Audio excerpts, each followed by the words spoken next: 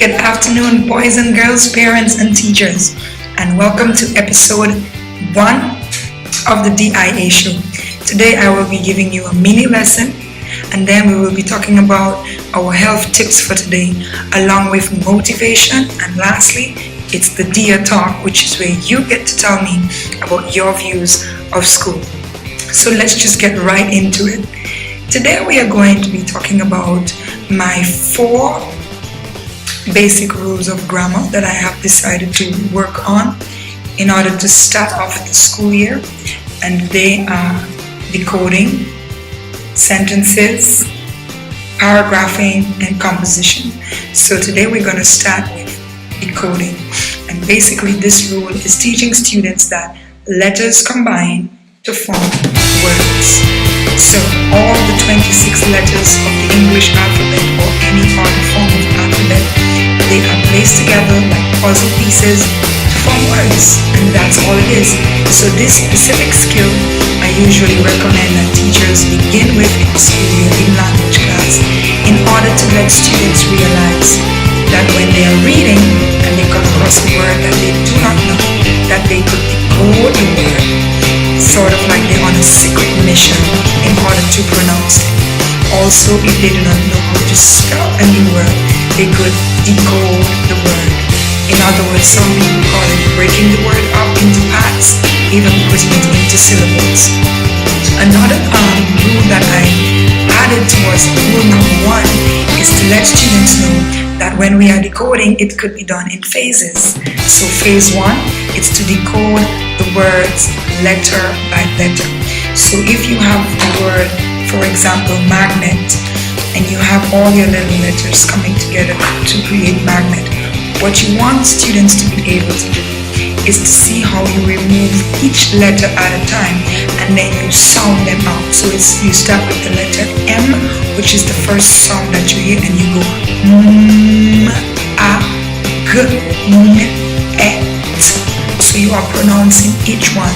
Now, of course, there's so much more to decoding because students are going to have to learn the phonetic sounds, the phonetic rules, and how they apply.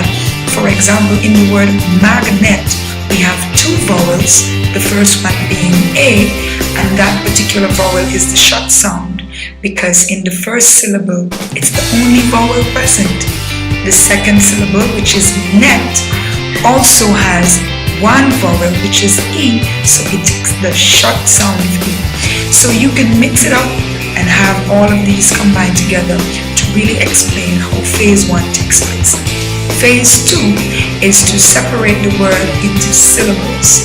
So you break them down into syllables to help you pronounce them accurately. Now, syllables are basically 1 letter or a group of letters with 1 vowel sound. They must have 1 vowel sound. So if you are saying, for example, the word apron, apron has 2 vowels and 2 sounds. So it has 2 syllables.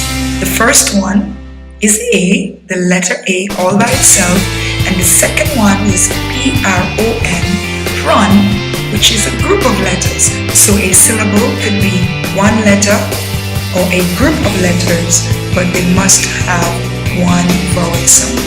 Now phase 3, which I eventually added because it was recognized as I was going along, is to look for smaller words within the word that you are decoding. So sometimes, again, in my example of magnet, the smaller word we can identify is net.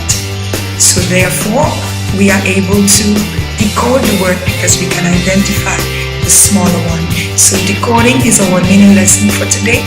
It helps us to understand that letters combine to form words. There are 3 phases. Phase 1, break that word down letter by letter.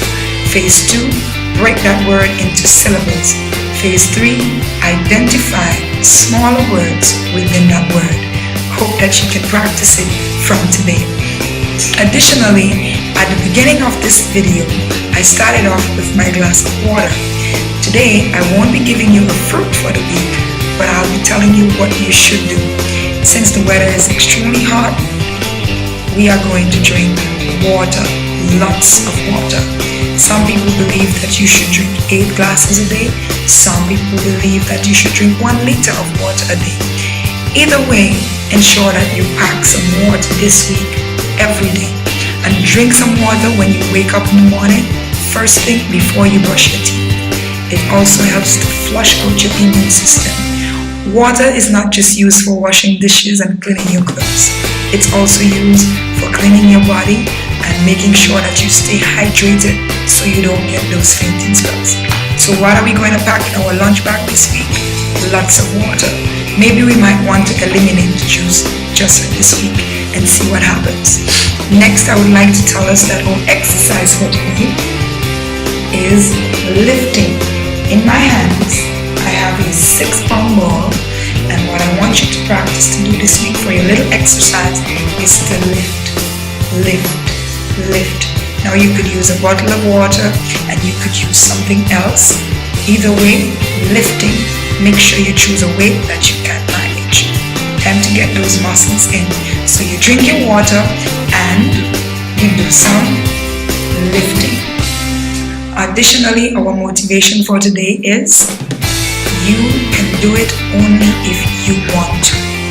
So your teacher, mommy and daddy could come and try to push you to do it by yourself. But unless you choose and you consciously make the decision, I want those 100%. I want to do very well in school. I want to learn this subject. It's not going to happen. So you can do it if you choose.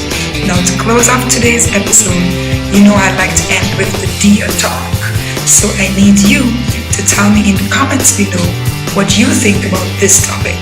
This week's topic is the new student. So you've been in your school for years and here comes a new student in your grade. How do you respond to the new student? Do you quickly make friends? Or do you pay attention to see if they are really going to be fun or not? Let me know in the comments below, and see you next time for the DIA show. Bye, and drink some water.